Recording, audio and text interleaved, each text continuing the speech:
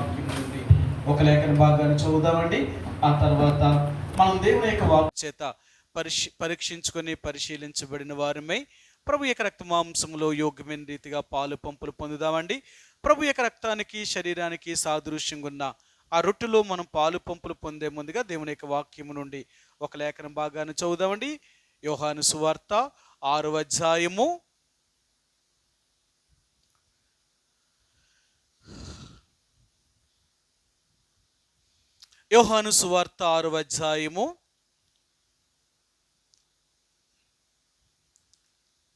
47 నుంచి 51 వరకు ఈ 4 వచనాలు ఉత్తర ప్రత్యుత్తర రీతిగా చదువుదామండి. యోహాను సువార్త 6వ అధ్యాయము 47 నుండి 51 వరకు, 47 వచనం నుంచి 51 వచనం వరకు మార్చి ఉత్తర ప్రత్యుత్తర రీతిగా చదువుదాం. విశ్వసించువాడే నిత్య జీవము గలవాడు. మీ పితరులు అరణ్యములో మన్నాను తినినను చనిపోయిరి.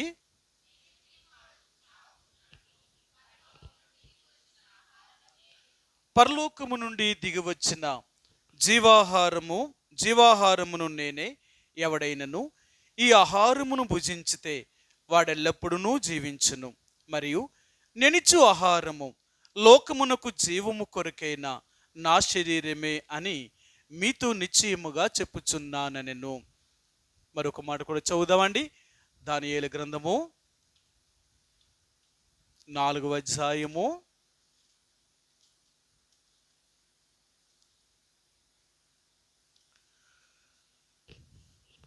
4వ అధ్యాయము 33, 34 ఈ 2 వచనాల్ని ఉత్తర ప్రత్యుత్తర రీతిగా చదువుదాం. నేను 33వ వచనాన్ని చదువుతాను, మీరు 34వ వచనాన్ని చదవడానికి ప్రయత్నం చేయండి. ఆ గడియలోనే అలాగున నెబుకద్నెజరునకు సంభవించెను. మానవులలో నుండి అతన్ని తరిమిరి. అతడు పశువు వలె గడ్డి మేసెను. ఆకాశపు మంచు అతని దేహమును తడపగా అతని తల వెంట్రుకలు పక్షిరాజు రెక్కల ఈకల వంటివియు, అతని గోళ్ళు పక్షుల గోళ్ళ వంటివియు నాయెను.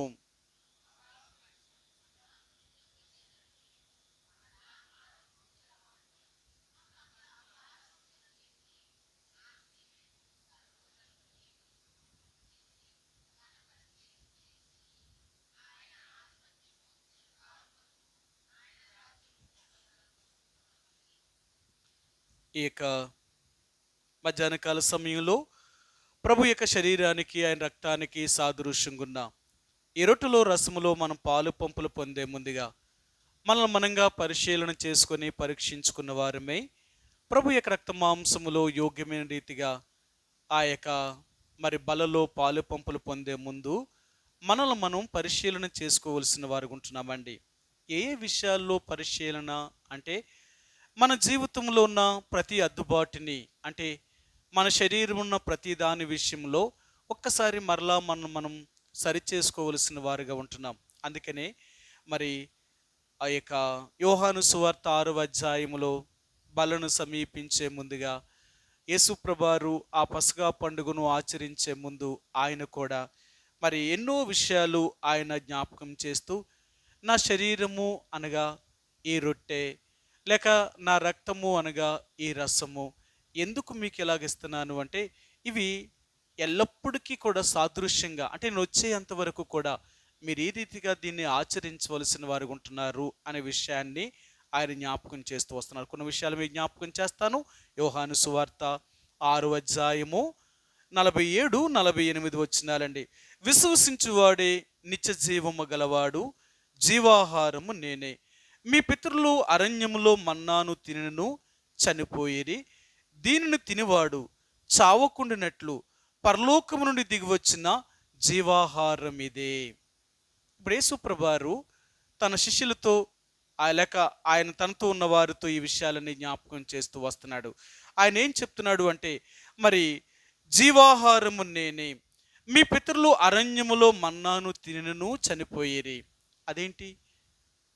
నిజంగా వారు తిన్న ఆహారము ఏదో భూ సంబంధమైన ఆహారము కాదు, ఇది పరసంబంధమైన ఆహారము. ఎందుకంటే దేవదూతలు తినే ఆహారాన్ని దేవుడు వారికి ఆ రోజున వారికి ఆహారంగా ఇచ్చాడు. ఆయన దేవదూతలు తినే ఆహారాన్ని దేవుడు వారికి ఇచ్చాడు కాబట్టి వారు చావకూడదు. ఎందుకంటే దేవదూతలకి ఏ రీతిగా అయితే మరణము లేదో అలాగే ఆ ఆహారము తినిన వారికి కూడా మరణం అనేది ఉండకూడదు. కానీ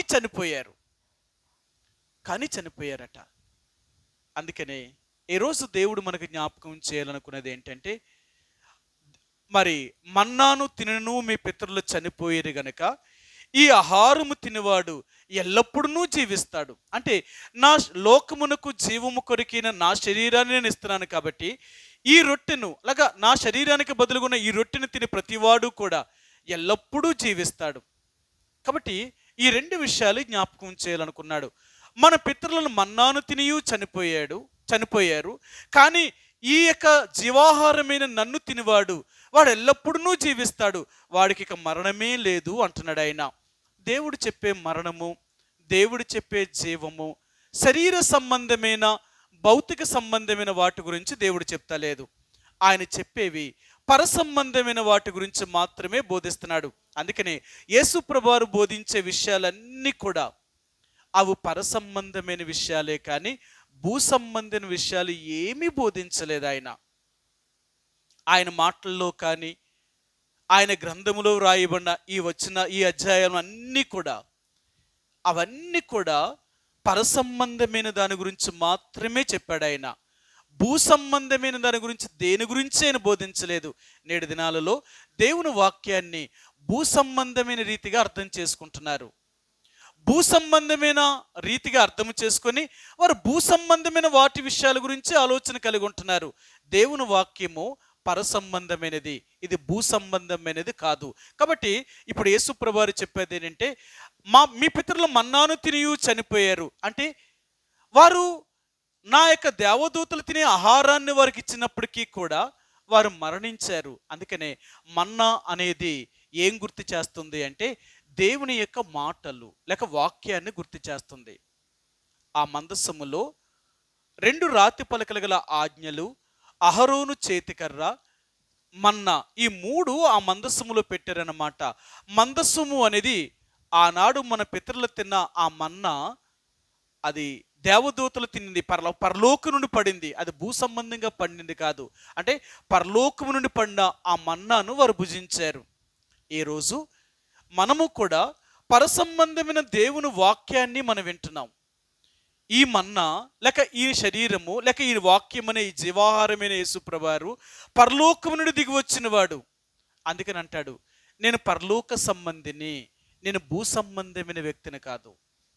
నన్ను తినే ప్రతివాడు కూడా నా వలే పరసంబంధమైన జీవితాన్ని జీవించేవాడు.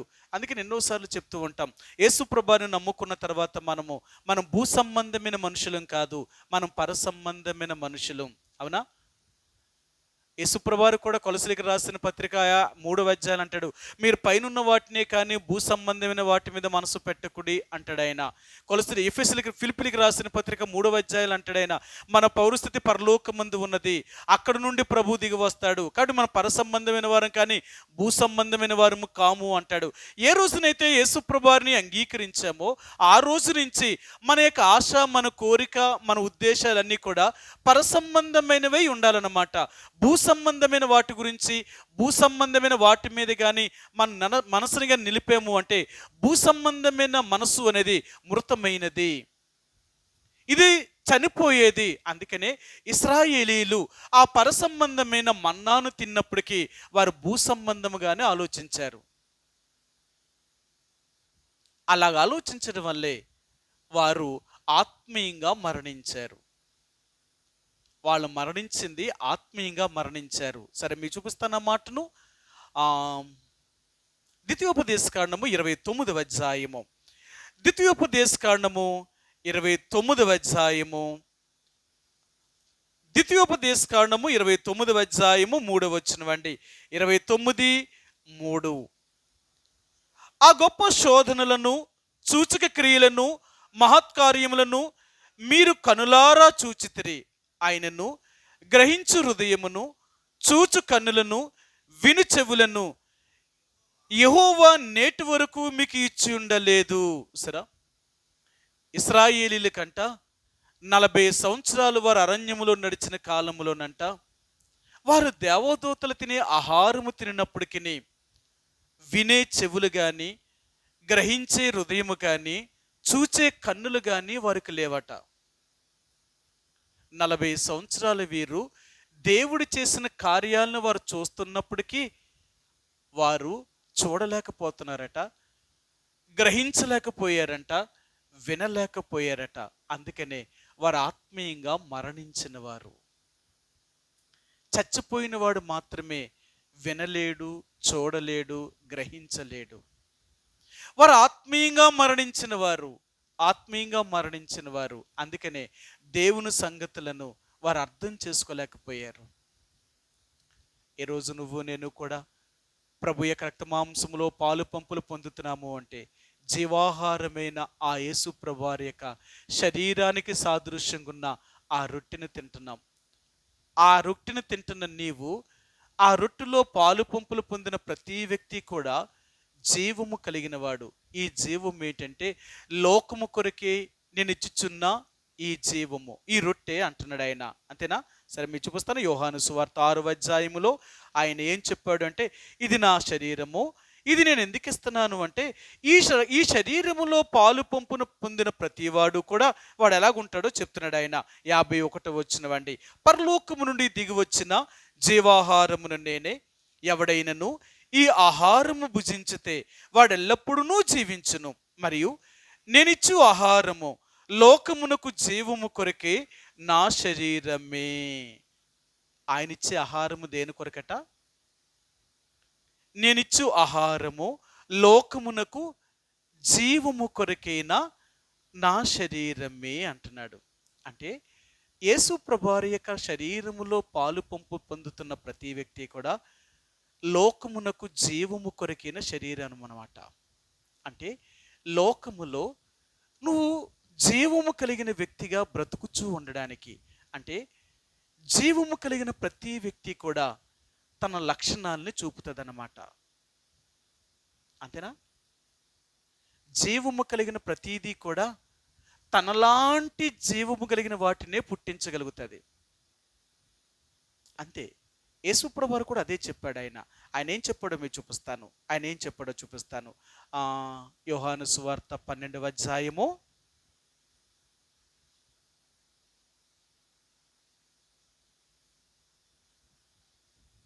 23-24 వచనాలండి. 12, 23, 24 వచనాలు. అందుకు యేసు వారితో ఇట్లనెను, మనుష్య కుమారుడు మహిమ పొందవలసిన గడియ వచ్చి ఉన్నది. గోధుమ గింజ భూమిలో పడి చావుకుండిన ఎడల అది ఒంటిగానే ఉండును, అది చచ్చిన ఎడల విస్తారముగా ఫలించును. తన ప్రాణమును ప్రేమించువాడు దానిని పోగొట్టుకొనును.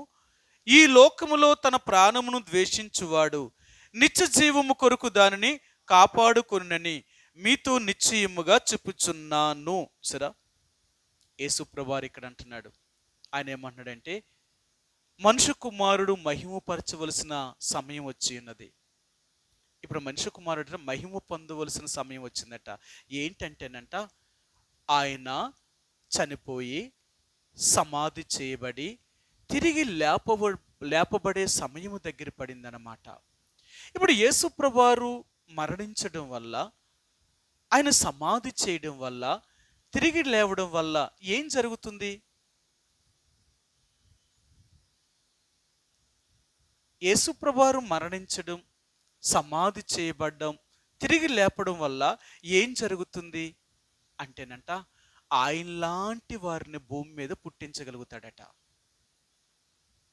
అదట. అందుకనే యేసు ప్రభువారు ఆయన మరణ భూస్థాపన పునరుత్థానం వల్ల చేసింది ఏంటంటే, అలాంటి జీవము కలిగిన వారిని అనేక లక్షల కోట్ల మందిని పుట్టించాడు ఆయన.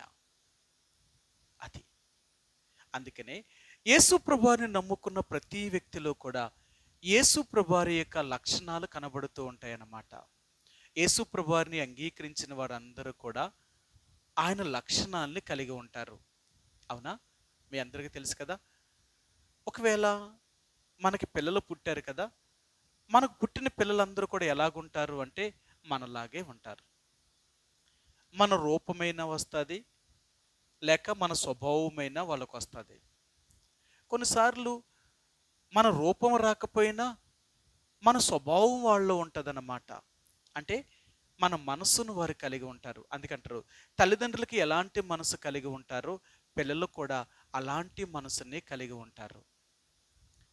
ఇది నిజం. అది ఒకవేళ మన మనసు కానీ మన రూపము కానీ మన బిడ్డలకు రాలేదంటే లోకం చూసినప్పుడు లేక మనుషులు చూసినప్పుడు వీళ్ళు అనుమానిస్తారన్నమాట. అదేంటి మీరు ఎలాగున్నారు, మీ బిడ్డలు అలాగున్నారు, వాళ్ళు మీకే పుట్టారు అంటున్నారు కదా, మీ పిల్లలకు ఆ రూపం ఎలాగొచ్చింది, అంతే కదా. అది అనుమానం అన్నమాట. మీకు ఎన్నోసార్లు చెప్పాను ఈ విషయాలని, మీకు తెలుసు కూడా. ఎందుకంటే నేను సోజ్యం పరిచర్యకి వెళ్ళేవాడిని అన్నమాట. దాదాపులో చాలా సంవత్సరాలు, 18 సంవత్సరాల పైనే నేను పరిచర్య అక్కడ చేశాను.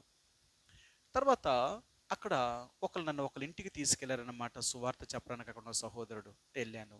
వెళితే పాపం వాళ్ళు చాలా కష్టంలో ఉన్నారు.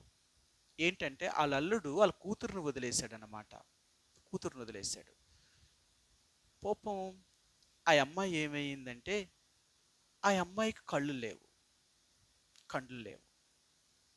కండ్లు లేకపోయినా ఆ అబ్బాయి ప్రేమించి ఆ అబ్బాయి కట్నం ఇచ్చారు, డబ్బు కోసం సంథింగ్ ఏటో పెళ్లి చేసుకున్నారు.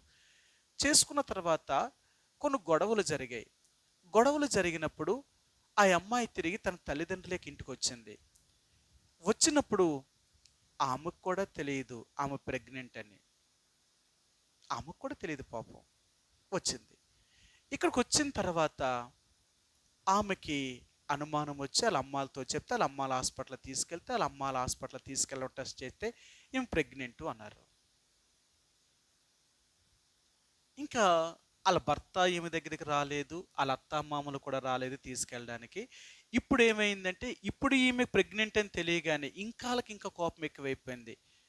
మా దగ్గర నుంచి వెళ్ళిపోయి 2 నెలలు అయ్యింది, మరి ఇప్పుడు ఆమె ప్రెగ్నెంట్ ఎలాగయ్యింది, అసలు ఆ పుట్టే బిడ్డ కూడా మాకు సంబంధం లేదు అని వీళ్ళు ఇంకా ఎక్కువ వేధించారనమాట. సరే, బిడ్డ పుట్టింది, ఒక పాప పుట్టింది. ఆ పాప దరిదాపులో 7-8 నెలలు అయ్యింది, పాపం వీళ్ళ దగ్గరే ఉంది. మరి ఎంతైనా సరే వాళ్ళ పుట్టేటప్పుడు రాలేదు, చూడడానికి రాలేదు, ఇంకెట్టి పరిస్థితుల్లో మా బిడ్డ కాదని చెప్పారన్నమాట. సరే, ఇంత గొడవలు జరుగుతున్నాయి కదా, ఏదో ఒకటి తేలుతుంది, ఇంకా పోన్లే ఇంక విడాకులైనా తీసుకుందాం, మరి ఎందుకు ఈ నరకయాతనని వీళ్ళు స్టేషన్ కంప్లైంట్ ఇచ్చారు.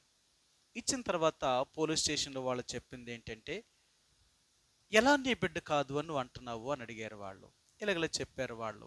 వీళ్ళు చెప్పారు, లేదండి మా బిడ్డ అక్కడి నుంచి వచ్చేటప్పటికే ప్రెగ్నెంటు, మాకు తెలియదు, టెస్ట్ చేస్తే ఎలాగని తెలిసింది, చెప్పాము, మేము కబురు పంపించాం, కానీ మాకు అసలు ఇంకేమీ లేదన్నారు. గొడవ ఆడుకుని దానివల్ల వాళ్ళ లెక్క చేయలేదు, ఇది జరిగిందని వీళ్ళు చెప్పారు. సరే, అప్పుడు ఏం చేశారంటే, నీ రక్తం నీ బిడ్డ రక్తాన్ని తీస్తాం, ఒకవేళ నీ రక్తం నీ బిడ్డ రక్తం ఒకటి వేరైతే ఆ బిడ్డ నీకు పుట్టలేనట్టే, ఒప్పుకుంటావా అని అడిగారు. ఒప్పుకోవాలి.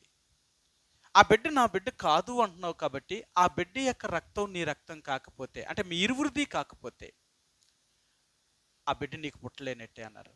సరే, ఒప్పించారు. వాళ్ళ నాన్నకి ఏ రక్తం అయితే ఉందో ఆ బిడ్డకి అదే రక్తం గ్రూప్ అన్నమాట. చెప్పారు. చూసావా, ఇప్పటికైనా ఒప్పుకుంటావా? ఎందుకంటే నీ రక్తం కాబట్టి నీ బిడ్డ అదే నీ రక్తంలో పుట్టింది. ఇప్పుడు ఎలా కాదంటావు? వేరే వాళ్ళదైతే వేరే రక్తం చూపించాలి కదా, నిజమే కదా. అదే కదా లోకం చెప్పేది. మనకు పుట్టిన బిడ్డలైతే మనలాగే ఉంటారు, మనకు పుట్టకపోతే మనలాగా ఉండరు. నిజమండి. ఇది ఎందుకు చెప్పనో తెలిసే విషయం, మనం నిజంగా యేసు ప్రభువారి చేత జన్మించామా, అలాగ జన్మించుంటే మన స్వభావం మార్పు చెందాలి. యోహాను సువార్త 1వ అధ్యాయము 13వ వచనం. యోహాను సువార్త 1వ అధ్యాయము 13వ వచనం. యోహాను సువార్త 1వ అధ్యాయము 13వ వచనం. వారు దేవుని వలన పుట్టిన వారే గాని రక్తము వలనైనను శరీరేచ్ఛల వలనైనను మానుసేచ్ఛల వలనైనను పుట్టినవారు కారు. సరే, వారు దేవుని వలన పుట్టినవారంట. అంటే దేవుని వల్ల పుట్టినవారు ఎలాగుంటారు? ఇది పెద్ద ప్రశ్న.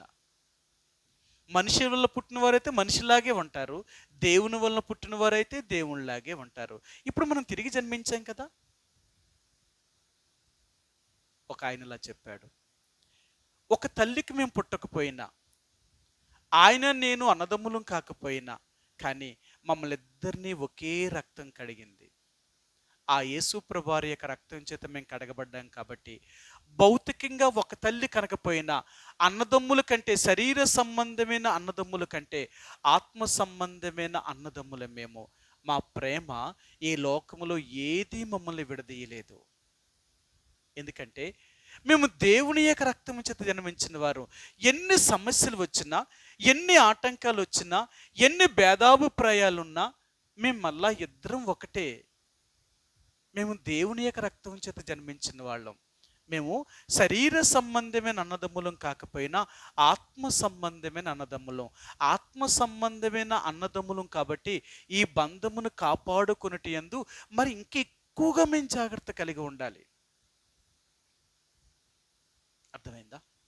అందుకనే దేవుని యొక్క బిడ్డలుగా యేసు ప్రభువాని యొక్క రక్తం చేత జన్మించాము అని చెప్పుకుంటున్న మనము, ఆయన బిడ్డలమును చెప్పుకుంటున్న మనము, ఆయన రక్తము చేత మనం పాపములు క్షమించబడి అని చెప్పుకుంటున్న మనము, ఆయన యొక్క లక్షణాలు మనలో కనపడుతున్నాయా? ఆయన పిల్లలమ్మా? ఆయన అంటున్నాడు, మీరు నా పిల్లలు అంటున్నాడు ఆయన. సరే, మీరు చూపించిన 2 కొరింథీయులకు రాసిన పత్రిక 5 కొరింథీయులకు రాసిన 2వ పత్రిక 5వ అధ్యాయము, క్షమించండి 6వ అధ్యాయము, కొరింథీయులకు రాసిన 2వ పత్రిక 6వ అధ్యాయము అంటే 16 నుంచి 18 వరకు కలిసి ఉన్నాయండి.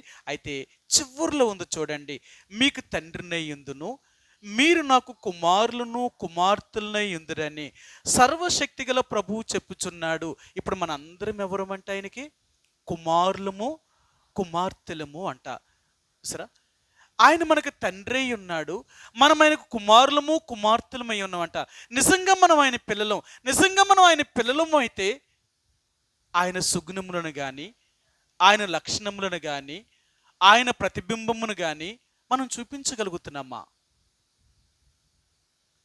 మనం దేవుని పిల్లలం కదా, మనం రక్షించబడ్డాం కదా, మారు మనసు యొక్క అనుభూలోనికి వచ్చాం కదా. మనం రక్షించబడి మారు మనసు యొక్క అనుభూలోనికి వచ్చిన మనము యేసు ప్రభువారిని మన ద్వారా చూపించగలుగుతున్నాం మన లోకానికి.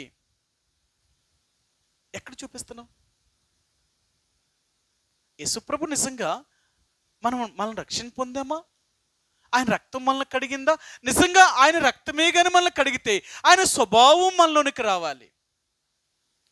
ఆయన స్వభావం మనలోకి రావాలి, ఆయన లక్షణాలు మనలోనికి రావాలి.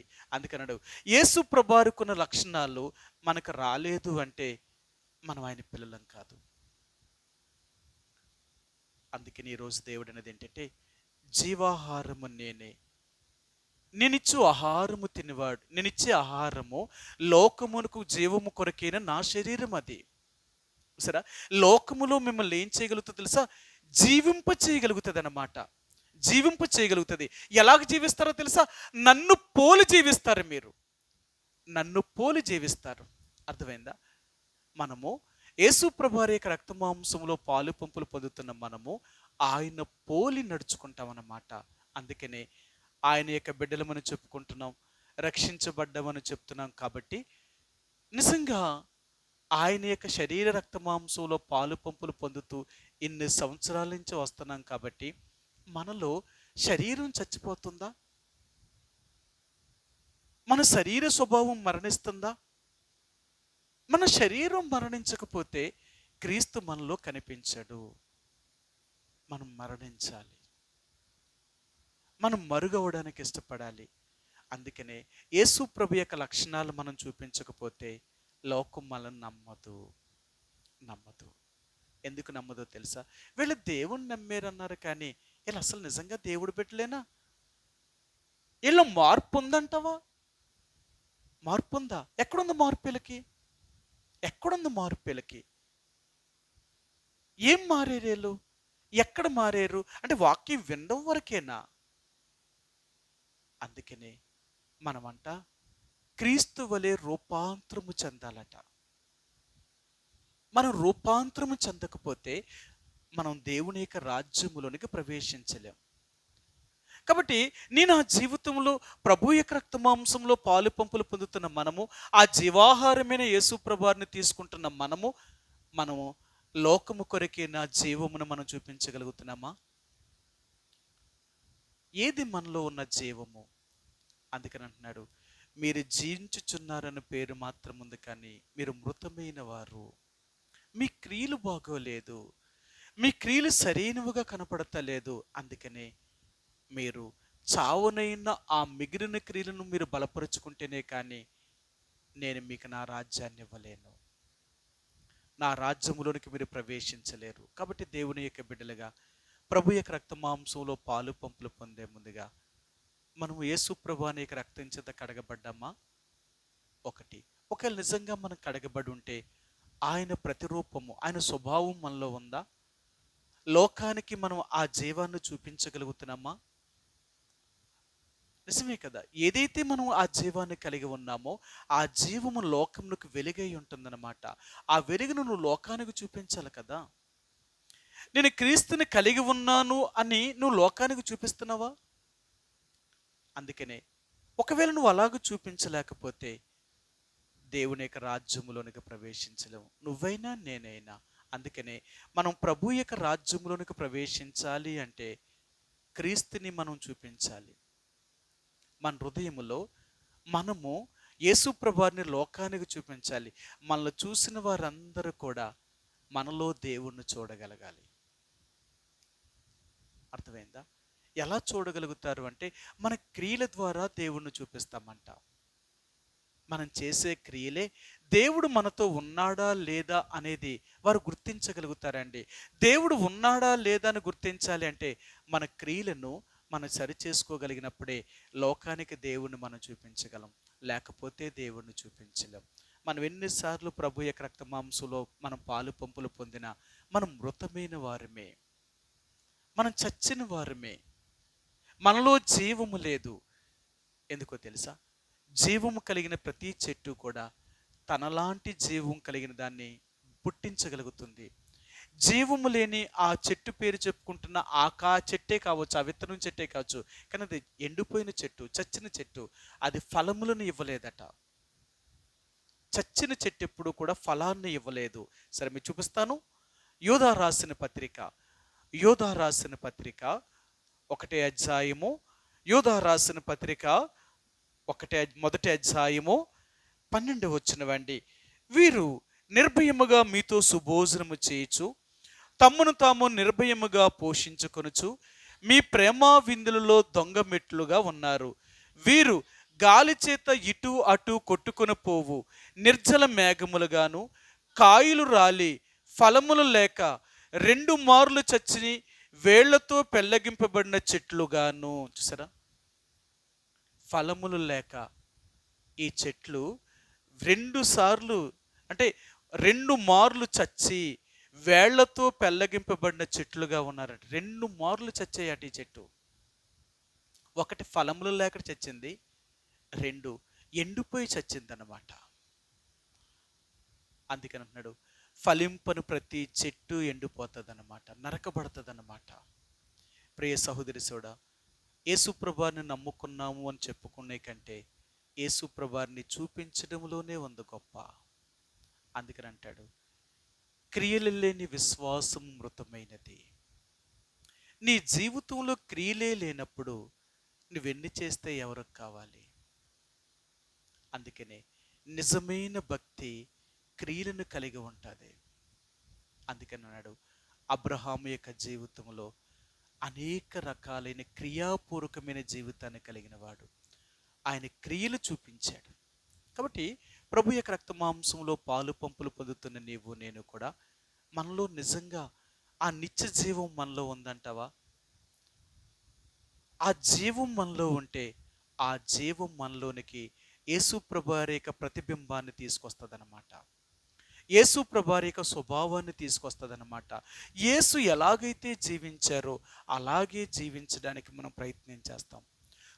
ఆ జీవము లేదనుకోండి, మనం చచ్చిన వారం అన్నమాట. అందుకనే ఈ చచ్చిన వారు ఎలాగుంటారో తెలుసా? ఎంత వాక్యాన్ని విన్నా, ఎంత వాక్యం చదివినా, ఎంత ప్రార్థన చేసినా వీళ్ళు మాత్రం మారరు. వాళ్ళ జీవితంలో మార్పు అనేది కనపడదు. అంటే దేవునికి భయపడి జీవించడం అనేది వాళ్ళ జీవితంలో మార్పు కనపడదనమాట. జీవితంలో మార్పు లేని వారు ఎలా పరలోకి వెళ్తారు? మీ అందరికీ తెలుసు కదా. ఒకడు క్రొత్తగా జన్మించితేనే కానీ వారు పరలోక రాజ్యంలో ప్రవేశించలేరట. ఆ మార్పు కలగాలి. మార్పు లేని ఏ వ్యక్తి కూడా పరలోకం చేరడు. మీ అందరికీ తెలుసు కదా. యేసుప్రభువారు తన దగ్గరకు వస్తున్న చంటి బిడ్డలను ఆటంకపరిచినప్పుడు తన శిష్యులు చూసి అన్నాడు, ఈ చంటి బిడ్డవలే ఎవరైతే మార్పు చెందుతారో వాళ్ళే దేవుని యొక్క రాజ్యంలో ప్రవేశిస్తారు. ఆ చిన్న బిడ్డల వంటి మార్పు లేకపోతే ఎవరూ దేవుని యొక్క రాజ్యంలో ప్రవేశించలేరు. కాబట్టి దేవుని యొక్క బిడ్డలుగా ప్రభు యొక్క రక్త మాంసంలో పాలు పంపులు పొందే ముందుగా లోకము కొరకైన ఆ జీవాన్ని పుట్టించే ఆయన శరీరాన్ని తింటున్న నీవు ఆ జీవాన్ని కలిగి ఉన్నావా? ఒకవేళ ఆ జీవము కలిగి ఉంటే ఆ జీవము లోకానికి వెలిగినివ్వగలుగుతుందండి. మీకు సంగతి చెప్పనా? బ్రతుకున్న ప్రతి వ్యక్తి కూడా ప్రతిరోజు తన ముఖం ఎలాగుంటుందంటే కలగా కనపడుతూ ఉంటుంది. చచ్చిపోయిన వాడి ముఖానికి బ్రతుకున్న వాడి ముఖానికి తేడా ఏమైనా ఉంటుందంటారా? చచ్చిపోయిన వారి ముఖాలకి బ్రతుకున్న వాళ్ళ ముఖాలకి ఏమైనా తేడా ఉంటుందా? ఉంటుందా? చచ్చిపోయిన వాళ్ళ ముఖం ఎలాగుంటుంది? ఆ రోజు బాగుంటుంది, మొదటి రోజు కాబట్టి బాగుంటుంది. రెండో రోజుకి ముఖం మారిపోద్ది, దాని రూపం. మూడో రోజుకి ఇంకా మారిపోద్ది. 4-5 రోజులు అయ్యేటప్పటికి ఆ ముఖం కుళ్ళిపోద్ది అన్నమాట. ఒకవేళ ఐస్లో పెట్టి ఫ్రిడ్జ్లో పెట్టి ఉంచినా, ఫ్రీజర్ బాక్స్లో పెట్టి 5-6 రోజులు ఉంచామనుకోండి, ఆ బాడీని తీసేటప్పటికైనా ఎక్కడ చేయి తగిలినా ఆ మనిషి శరీరం అలా ఊడిపోద్ది అన్నమాట. ఎందుకంటే ఐస్లో ఉండి అది బాగా ఐస్ అయిపోయింది కాబట్టి ఇంకా దాని పట్టుత్వం వదిలే, అసలు జీవం లేనిది అది. ఎక్కడ పట్టుకుంటే అక్కడ ఊడిపోద్ది అన్నమాట శరీరం. అర్థమైందా? కానీ జీవము కలిగిన ప్రతి వ్యక్తి కూడా తన ఉదయం లేవగానే తన ముఖము తన శరీరం అంతా మరలా సౌందర్యంగానే ఉంటుంది. ఎందుకంటే జీవం ఉంది, కదులుతున్నారు, తమ పని తను చేసుకోగలుగుతున్నారు. ఆ జీవం కనపడుతుంది. బ్రతుకున్నవాడి జీవము చచ్చిన వారికి తేడా ఈ రెండు అదే కనపడుతూ ఉంటుంది. అందుకన్నాడు యేసు ప్రభువులో జీవం కలిగి ఉంటే నువ్వు నీ జీవం ఎలాగుంటుందంటే ఇతరులకు కనపడుతుంది అన్నమాట. అందుకనే శద్రకు మేషకు అబేద్నెగోల గురించి చెప్పినప్పుడు అన్నారు, దానియేలు వీరు రాజు భుజించే భోజనం చేయకపోయినా కాయగా పప్పు ధాన్యాదుల్ని వీరు తిన్నా వారందరి ముఖాల కంటే వీరి ముఖాలు కలగాను సౌందర్యవంతముగాను కనిపించాయి. అంటే వీళ్ళు సౌందర్యంగా కలగా కనపడుతున్నారు. బ్రతుకున్న వ్యక్తి, ఆత్మీయంగా జీవించుచున్న వ్యక్తి ముఖం ఎలాగుంటుందంటే కలగాను సౌందర్యముగాను కనపడుతూ ఉంటుంది అన్నమాట. కాబట్టి దేవుని బిడ్డలుగా ప్రభు యొక్క రక్తమాంసంలో పాలు పంపులు పొందుతున్న మనం ఎలాగున్నాం?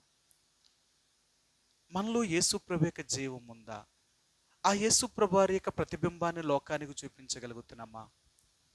మనం దేవుడు మనలో ఉన్నాడని లోకానికి చూపించకపోతే మనం ఎలా దేవుని బిడ్డలు? దేంట్లో దేవుని ప్రజలు మనం? అందుకనే ప్రభు యొక్క రక్తమాంసంలో పాలు పంపులు పొందే ముందుగా మనల్ని మనం పరిశీలన చేసుకుందాం, పరీక్షించుకుందాం. అలాగన ప్రభు యొక్క రక్తమాంసంలో పాలు పంపులు పొందితే ఆ యేసు యొక్క జీవం మనలోనికి వచ్చి ఈ జీవము ద్వారా లోకములో అనేకులకు జీవాన్ని పుట్టించే వ్యక్తులు ఉంటామండి. అర్థమైందా? నీలో జీవం ఉంటే ఆ జీవం లోకానికి వెలుగై ఉంటుంది. నీలో జీవము లేకపోతే ఆ చీకటి లోకానికి చీకటిగా కనపడుతుంది. యేసు ప్రభువుని ఎరిగిన వ్యక్తివి, అనేకులకు నువ్వు జీవాన్ని పుట్టించాలి అంటే నీలో ఆ జీవం ఉండాలి. అందుకనే మనలో జీవము లేనప్పుడు మనం ఎవరికి చెప్పినా, ఎవరి గురించి ఎవరి దగ్గరికి వెళ్ళి దేవుడి దగ్గర తీసుకొస్తామని వాళ్ళు అంటారు. మనకు లేనిది వాళ్ళేం వస్తారండి. అందుకనే ఆ జీవాన్ని మనం కలిగి ఉండాలి. కాబట్టి యేసు ప్రభువు అన్నాడు, నా శరీరం ఏంటో తెలుసా? లోకమునకు జీవాన్ని ఇచ్చేది నా శరీరం. అందుకే నేను నా శరీరాన్ని మీకు ఇస్తున్నాను. నేను మీకు నా శరీరం తినే ప్రతివాడు కూడా లోకానికి జీవం కొరికేంది నా శరీరం. అలాంటి జీవము కలిగిన శరీరాన్ని తీసుకుంటున్న మీరు, ఆ జీవం మీలో ఉందా? ఆ జీవము నీలో లేకపోతే ఆ రుచిని కలిగించు. అర్థమైందా? ఆ రుచిని కలిగించు. కాబట్టి జీవము కలిగింది ఒకలాగుంటుంది, జీవము లేనిది ఒకలాగుంటుంది. అంతే కదా? నేను ఒక మాట చెప్పనా చివరిగా? మీరు ఏదైనా చూడండి, మనం తినే చేపలు కానీ మాంసము కానీ ఏదైనా చచ్చిన తర్వాత కోస్తారా, బ్రతికుండగా కోస్తారా? బ్రతికిన దాన్ని చంపుతారు, అప్పుడే దాని రుచి ఉంటుంది. చచ్చిపోయిన దాన్ని కోసారనుకోండి, అది రుచి ఉండదు. అప్పటికే దాని ప్రాణం పోయిన దాన్ని, చచ్చిపోయిన దాన్ని కోసి అమ్మితే దాని రుచి తెలిసిపోద్ది. ఇది చచ్చిపోయింది కోసారా, లేకపోతే బ్రతుకుండగానే దాన్ని కోసారా? ఇదే అన్నమాట. జీవము కలిగిన ప్రతిదీ అంటే బ్రతుకున్న దాన్ని కోస్తే ఎలాగుంటుందంటే దాని రక్తము ప్రాణం అన్నమాట. అందుకంటాడు, ఏమంటారంటే మాంసము వండేటప్పుడంట ఎక్కువసేపు కడగకూడదట. అవునా? మాంసాన్ని ఎన్నిసార్లు కడుగుతారు? కూర వండాలంటే ఎన్నిసార్లు కడుగుతారు? ఓ 3 సార్లు కడుగుతామా? మాంసం ఎక్కువ సార్లు కడిగితే దానిలో ఉన్న రక్తం పోతుంది అన్నమాట. ఆ కూర ఏమైపోతుందో తెలుసా? చప్పగా ఉంటుంది. అందుకనే మాంసం అనే దాన్ని ఎక్కువ కడగం, ఒక్కసారి కడుగుతాం, అంతకంటే ఎక్కువ కడగం. అలాగట. రెండోదంట, చేపలు ఉంటాయి. చేపని ఎంత బాగా కడుగుతారో అంత రుచి వస్తుందట. అందుకని చేపలు కడిగేటప్పుడు ఎన్నిసార్లు కడుగుతాం మనం? ఎన్ని బకెట్లు నీళ్ళు వాడతామో చేపలకి. రుద్ది ముక్కలు కడిగి ఉప్పేసి పసుపేసి ఇన్ని రకాలుగా కడుగుతాం. ఎంత బాగా చేపను కడిగితే అంత రుచి ఉంటుందట. అవునా? నిజమండి. ఎందుకంటే చేపను బాగా కడగలేదనుకోండి, నీసు వాసన వస్తుంది. అవునా? చేప నీసు వాసన ఎక్కువ కాబట్టి అది నీసు వాసన పోవాలంటే దాన్ని చాలా సేపు కడగాలన్నమాట. అది ఎంత నీసు వాసన పోతుందో అంత రుచి వస్తుందట. నిజమండి. నేను ఎందుకు చెప్తున్నాను తెలుసా?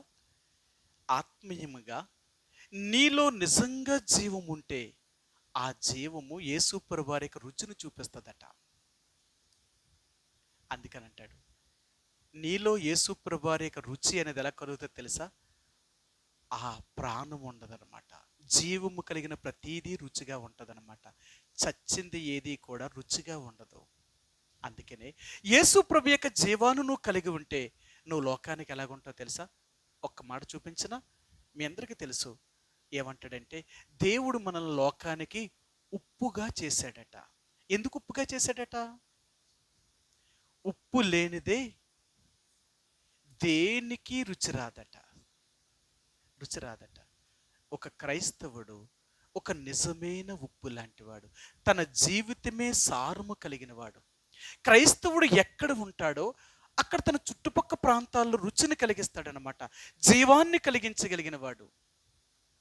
కాబట్టి నా జీవితం ఎప్పుడూ కూడా రుచిగాను కృపాసహితముగాను మనం ఎల్లప్పుడూ జీవించేవారుగా ఉండాలి. అది జీవము కలిగిన వాడు. ఆ రీతిగా దేవుడు మనల్ని సిద్ధపరచునుగాక.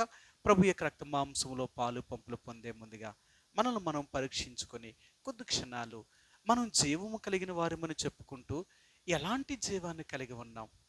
నిజంగా ఆయన రక్తం చేత జన్మించామా? ఒకవేళ ఆయన రక్తంలో జన్మించుంటే ఆయన స్వభావం మనం కలిగి ఉన్నామా? ఆయనలాగా మనం జీవించగలుగుతున్నామా? ఆయన లోకానికి చూపిస్తున్నామా? లేకపోతే చచ్చిన వారమై ఉన్నామా?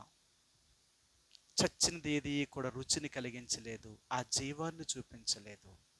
ప్రభా కనికరించు. నీ శరీరము లోకము కొరకే జీవాన్ని ఇచ్చేదని చెప్తున్నావు. అలాంటి జీవము కలిగిన శరీరాన్ని తీసుకుంటున్న నేను జీవం కలిగిన వ్యక్తిగా బ్రతుకుతున్నానా అంటే లేదు. నేను మృతతుల్యమైన వ్యక్తిగానే బ్రతుకుతున్నాను. నా చీకటి లోకానికి చీకటిని తీసుకొస్తుంది తప్ప వెలిగినివ్వలేకపోతున్నాను. నా ద్వారా ఈ లోకానికి వెలుగును చూపించే వ్యక్తిగా నన్ను సిద్ధపరచు. నా నుండి వెలుగు అనేకులకు ప్రచురించేలాగా సహాయం చేయి. అలాంటి జీవము నాకు అనుగ్రహించు అని ప్రభు దగ్గర మనం అప్పగించు.